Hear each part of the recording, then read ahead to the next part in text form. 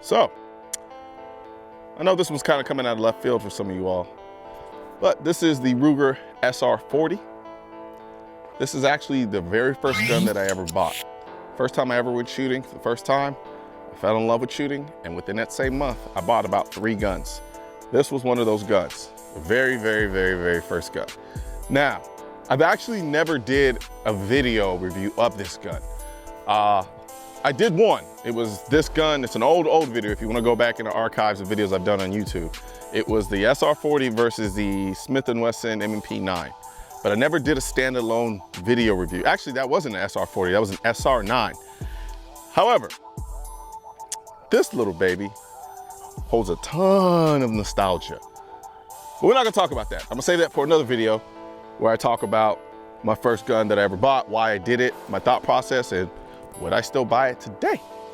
Also, I'm getting a lot of questions from a lot of people about where or if I even have concealed carry insurance. I do have concealed carry insurance, and it's through USCCA. I'm gonna post a link in this video somewhere where you can click, get some information. I'm gonna do a full length review on USCCA as far as everything they offer. Haven't got to that yet, but in the meantime, if you wanna take a look, the link will be there. Now, back to the action. SR40. It's a bit of a modern classic in a lot of ways, because it's not super old. It's kind of old, but it's also not like incredibly new as well. But it's definitely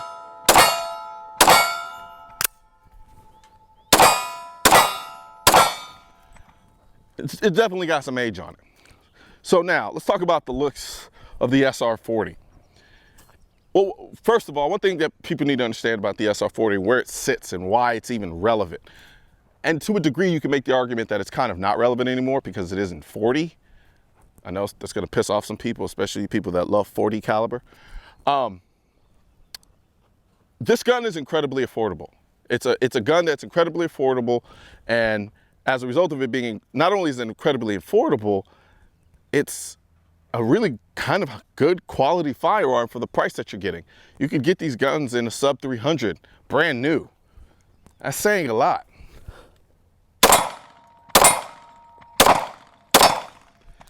So let's talk about the looks. I like two-tone. There's something about the contrast of having a stainless steel slide over a black bottom. It really kind of makes a gun pop. And I almost think, to a degree, for semi-auto, it's almost iconic in a lot of ways. I remember Will Smith having those Glock 17s, the two-tone Glock 17s. Those will always be iconic to me. I always remember that shot, especially him in that house where he was shooting at the Haitians and stuff, and he has 2 guns and he's wielding and dealing and stuff like that. I might have to recreate that one day. But anyway. You got to call yourself the devil in his house. So, one of the first things you'll notice about this SR40, when you shoot it, considering it is in 40 Smith & Wesson, which typically is a very poppy round. It is a round that tends to be really extreme in a lot of ways. It's not that the recoil is very harsh, it's just snappy. But this gun does a really good job of taming that snappiness. The recoil really is negligible from a recoil standpoint. And I think a lot of the sensorial effects, and you know, here I go using those big lawyer words again. But I could be wrong. Don't quote me here. I think some of it has to do with these rubber back straps. The rubber back strap, and then not so much the grip texturing on the front, but this rubber back strap here really kind of sits in the palm of the heel sits in the palm of my hand almost perfectly. And you get really high up on the gun, and with this extended grip, it just better enables me to kind of manage the snappiness of the 40. But even notwithstanding that, the recoil spring system in here, whatever's going on, is also doing a very good job of managing the recoil. So let's talk about some of the stuff that kind of pissed people off that I actually like. Loaded chamber indicator. Let's take a look at that. A lot of people do not like this loaded chamber indicator. They hate it because they think it's too imposing, it's too much going on, they don't like it, it's unsightly, etc., etc., etc. Now, I personally kind of like it. Why? I don't know. I just think it's kind of cool to just have the little thing sitting on top of the gun. It just says loaded. If you can see that, it says loaded when up. I don't know. I think it's kind of cool. I think it adds a little extra flair to the gun. I know a lot of you hardcore gun guys are going to be like, oh, loaded chamber indicator. Your gun's always loaded. Yes, I know. But I've always liked it. It's never bothered me. There's also the safety. The frame mounted safety for me has never really been a big deal because it's so small and it's not really super easy to engage. It's not so hard that it's cumbersome, but it doesn't, I'm not worried about it accidentally engaging and then coming up and then being like, oh God, my gun went fire. It's just there. If you want to use it, you use it. If you don't, you don't. So I think that's a really good element about the safety. So now this trigger is not only just on the SR40s, but all of the SR series pistols are very interesting. They're not like other triggers. It is a good trigger if you like it. If you like your triggers a specific way, you may not like this trigger. And the reason why is there really isn't a wall. It just kind of breaks. It's very interesting. Let's take a look here while I have an empty gun. So the trigger, there's no real wall. It just, look, see, nothing. It just breaks. Now, the break is rather short. There it is right there. And then your reset, which I'm gonna have to knock it a few points on the reset. The reset is a little far, so it's not horribly bad, but it's noticeably far. That being said, if you like a smooth, short trigger, and you don't necessarily want to prep your trigger to a wall and then break the trigger, then yeah, you're gonna like this gun. With the Ruger SR40 and this trigger, if you like a really, I don't know, like I do know because I do tend to like these triggers. You like a nice take up, like crisp, like a nice clean take up where you hit a definitive wall and then you break the trigger with a nice definitive break, you're not gonna really care too much for the SR40. Now, let's keep things into perspective here. The SR40 is a basically sub $300,000. It's a sub $300 gun. So you're not gonna get infinity $5,000 gun type trigger resets and trigger breaks. But considering what you're getting for a $300 gun, I've shot other $300 guns, and the triggers were terrible. I mean, phenomenally terrible. This trigger, if I'm gonna be objective and put it on a scale of things, it's good. Is it the cleanest? Nope. Is it the greatest? Nope. Is it the worst? Not even close. It's good. It's actually a good trigger. And I remember thinking to myself, damn, you know, for $300, and this is when I was still a novice. And the first gun I shot was a Taurus Millennium PT-111 or something like that. And not the greatest gun in the world. That was also a sub $300 gun. And I still have it. I'll probably do a video on it. And that was also in 40, which is probably part of the reason why I got this gun in the first place in 40. There are other reasons behind that, but I'll explain those later. Let's do some shooting.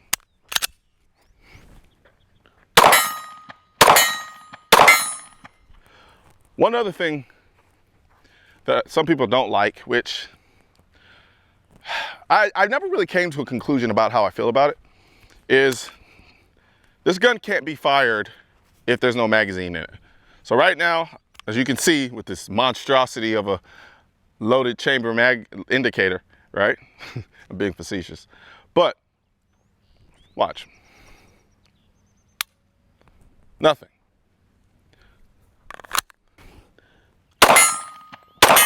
And it shoots. Some people don't like that. From a safety perspective, they feel like, I need my gun to always be able to shoot at any given time if I drop the magazine, whatever the case may be. And I agree with that. I do believe that to be the case. Now, however, I do think this is a very first time gun owner perspective handgun. There are a lot of features on this gun that are designed around first time buyers, which I will talk about in my video when I talk about this and how this was my first gun and why I bought it and when I still buy it today. With the recoil on this gun, I noticed a snap, but I've also shot other guns in 40 and I don't like them. They tend to get on my nerves because I'm not the biggest fan of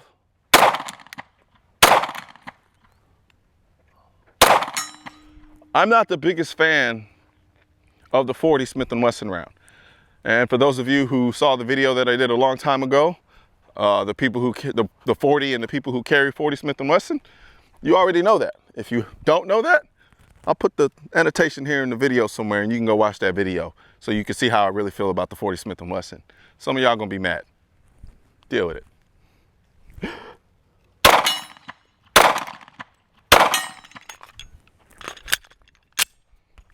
right, see here.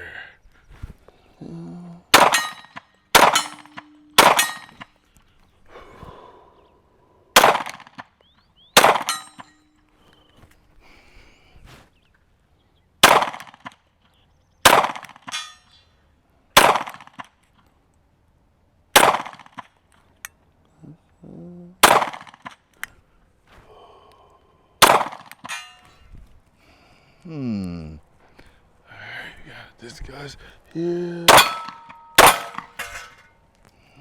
Oh, you don't want to die? There we go. I'll tell you one thing though. This 40 Smith & Wesson is a thumper. Let's get that clear. I can say what I want about the 40 Smith & Wesson. This thing hits. One of the things I love also about the SR40, and I alluded to it at the beginning of this video, was this back strap. But overall, the ergonomics on this gun are really good. I mean, really good. It is very 1911-esque in a lot of ways in terms of the grip angle. This back strap, like I said, I love it. Fits great. It is adjustable, comes in different sizes. This gun is ambidextrous, as you have magazine release here, magazine release here. Don't have a slide lock on the other side, but by and large, the safety, both sides, completely ambidextrous for the most part. And yeah, this gun, I want to say comfortable, but I wouldn't say comfortable is the wrong word to use to describe the way the ergonomics of this gun feel. Reassuring is what I would say the ergonomics on this gun are. It is very, it just really allows you to really just kind of grip the gun in a manner that you can't really get in a lot of other guns. With the Glock, sometimes you have to deal with this weird grip angle. Other guns, they just feel wonky in your hand. This is kind of just a straightforward approach to just ergonomics. It's just kind of a very simplistic design element, more or less. It's like you have this checkered pattern here, which is aggressive enough for you to maintain a grip on the gun. I'm a big fan of finger grooves. On this gun, there aren't any finger grooves. I don't miss them. Now, it could in part be to just, this gun just works with the size of my hands, but like I said, these are adjustable in size. I believe this is the medium strap right now, but I think they come in a small and a large. But I love the way this gun feels. And this is the 40 we're talking about. The 40 is snappy as shit. And it does just a really good job of just managing the recoil of the 40. I love it.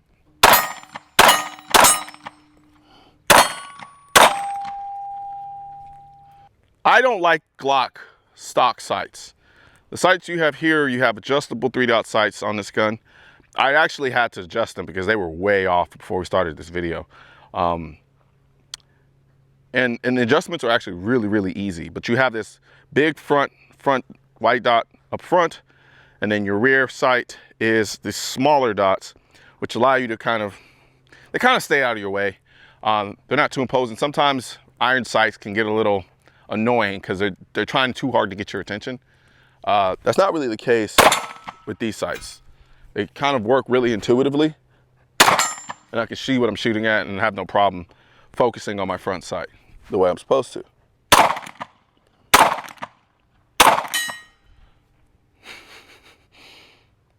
I don't know, it's like I said, there's a lot of nostalgia in this gun for me. Considering it was the first gun I ever bought. I bought it from a home defense standpoint. At the time, I didn't have a concealed carry license, so I wasn't thinking concealed carry. The second gun I bought was more geared towards concealed carry. However, with this, when you get 15 rounds of 40, which I'll be honest, in today's age with a gun this size, it's a little lacking. But price point, got to keep that in mind. We got to put that into perspective. We're talking a $300-ish gun here, and you get all of the modern features that you would get on a lot of $500 and up guns today, and done really well. Not only that, I think personally the gun looks particularly nice. I like the way the gun looks. That was a big part of the reason I bought it. At the time, I was very anti-Glock aesthetic. I didn't really care for how they looked that much. But this gun here, it was a very modern, had a very modern classic look that really kind of spoke to me. Now, if you're a gun snob, then to you, the SR40 is not going to be something that is going to really make your panties wet. However, for somebody on the market for a $300 gun, if you're looking for full size and you happen to be a big fan of the 40 Smith & Wesson, I mean, I bought it as my first gun. So, I don't know what that means to you, but I know what it means to me. This will ever be one of those guns for me because, like I said, it's the first gun I ever bought. It's not perfect. There are things about it that could be a lot better. I could say the same thing about a lot of guns that are $500 and above. This gun here is about $300. Yeah. Funny thing is, when I bought it, it wasn't $300. It was a little bit more than that. But, I ain't gonna hate. You lucky bastards. You know how frightening it is to think about what happens in the moments and even days after you've had to use your gun in self-defense? When you first start carrying a gun for protection, it can be scary thinking about the psychological effects, potential jail time, and the court costs associated with a self-defense shooting. I've been there myself, hoping I never have to go through it, which is why I use concealed carry insurance with USCCA. As a USCCA member, you can mitigate, if not completely eliminate, the stress and financial burden of the legal battle you may face after a self-defense shooting. As a bonus, you also get to access the amazing wealth of firearm education, training, and current state-specific gun laws of your state or states you may travel to. Click below to learn more. And to help further spread our two-way message, don't forget to like, share, comment, and hit the bell and subscribe button at the bottom. Let my voice be your voice. Also, if you're wondering where to purchase your AR-15s are essential, I will not comply. I am the militia. I lost all my guns in a boating accident, and your state-specific Keep America tactical shirt, click the link next to my head or the link in the description section, or if you're watching this on a mobile device, tap the small triangle on the lower right-hand side of this video and click the link in the description.